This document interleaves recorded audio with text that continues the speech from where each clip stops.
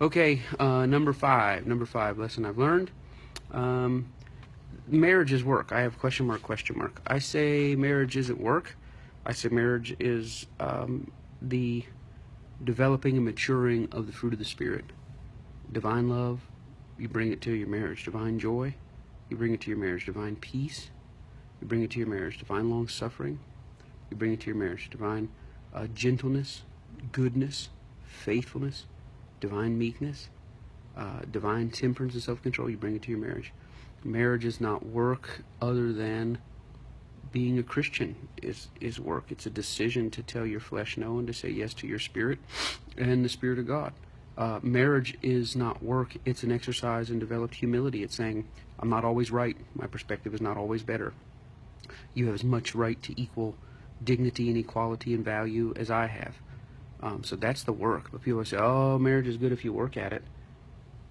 I think we invest in it, but I don't know if investing in it is working at it. Yeah.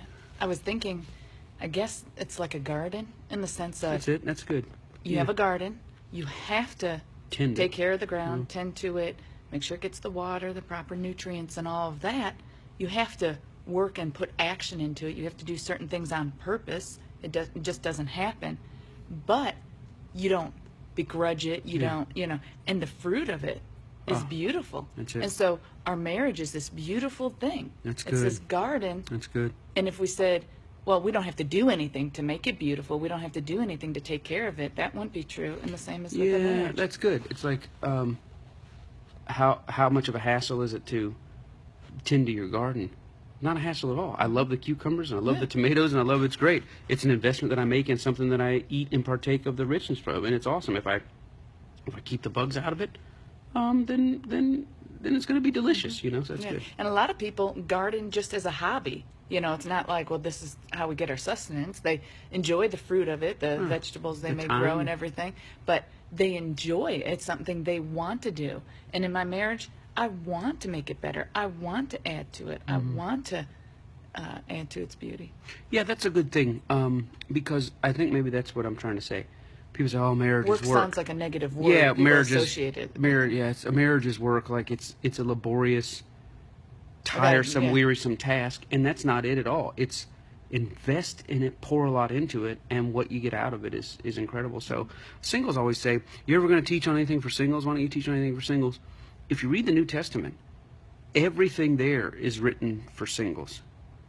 Everything there is written for all human beings, all the epistles and everything else. The people that need the special instructions are the married people. The entire book of Ephesians is true for every Christian, single or married. But he does take a couple of verses out just for married people. In other words, the whole thing is true. That's good. It's like all of chapter 1, chapter 2, chapter 3, chapter 4, chapter 6, but there's a little bit in chapter 5. He says, okay, now what I've said is for everybody, but for married people, here's some special stuff you need to know. The entire book of 1 Corinthians is for everybody, but now for married people, here's some stuff you need to know. So people always asking, you got to talk to the singles. The whole scripture is for the singles. There's special instructions for marriage, not for being a basic Christian. So a lot of people say, I'm having really trouble in my marriage. If you've not really handled the basic Christian stuff, then yeah, that's where it is. All right, that's it. You got anything else you want to say? All right, rock on.